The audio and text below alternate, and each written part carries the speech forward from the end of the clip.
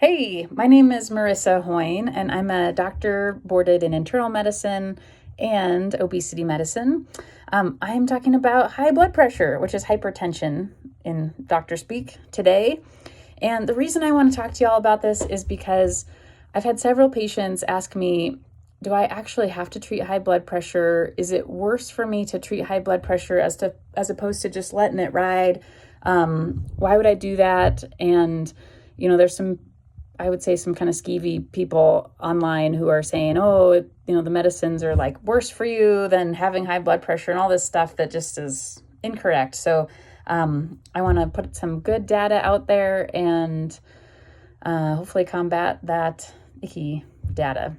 Of course, I am not your doctor on this video. If you want to talk about it with somebody, talk to your own doctor. So here we go. High blood pressure. So the probably most important thing about this is, why do we treat high blood pressure? And it's because they estimate that about 54% of all strokes and 40% of ischemic heart disease, which is like heart attacks, are from high blood pressure. And I don't know about you, but those are both really terrible things that really affect people in a very bad way. I just think of strokes and I'm like, if I can go through life without one of those, that would be great. So by the way, if you want to look up that study, that is from a guy named Laws, Lawes, and that was from the Lancet, which is a journal, in 2008. So you can go check out that article. So what is a goal blood pressure? So this super depends on the individual, which is why you got to have your own provider, right? So it depends on what other conditions you have and your age. So, for example, if you're diabetic, if you have heart failure, if you've had a heart attack or stroke, if you have chronic kidney disease, all these things are going to change, usually lower what your blood pressure should be, a blood pressure goal should be. And there's some differences in comparing like a home blood pressure versus taking a blood pressure in the office. A lot of times people have a higher blood pressure in our doctor's offices, and that's for a number of reasons. But hopefully your doctor is having you check your own blood pressures at home and making sure that your cuff is not a lemon and that it works okay. And tells you how to take a blood pressure at home, like feet are flat on the floor and your back is supported by a chair and all those things. So then, what are some things that will put someone at higher risk of having high blood pressure? And by the way, these are also things that people can do to help manage their blood pressure on their own in some cases. So for example, increased alcohol intake is associated with higher blood pressure. So reducing alcohol can be helpful. A high sodium intake is associated with higher blood pressure. So reducing salt in your diet can help. People who don't exercise much, that will give you higher blood pressure. So exercising helps.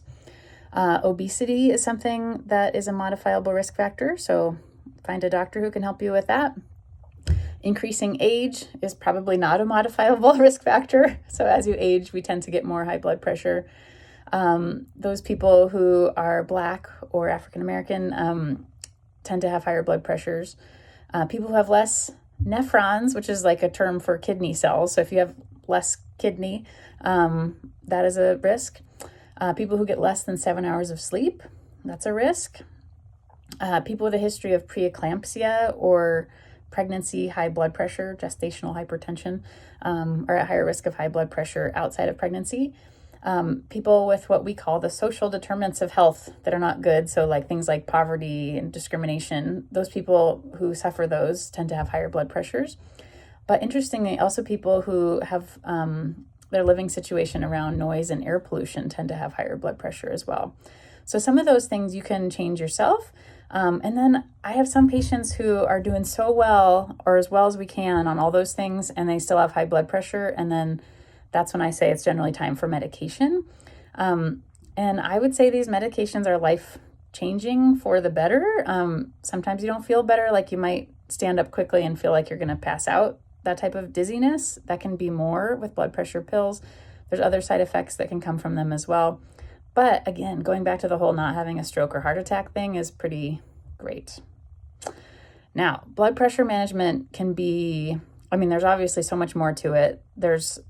Sometimes we need to do a workup for what we call secondary hypertension, which is where we're looking for other stuff besides kind of just normal age-related, high blood pressure. So there may be more to that too. So again, this is why you need to have a good relationship with your own doctor and make sure they know what they're doing and get you appropriately treated. All right, y'all, have a great day. I'll talk to you later.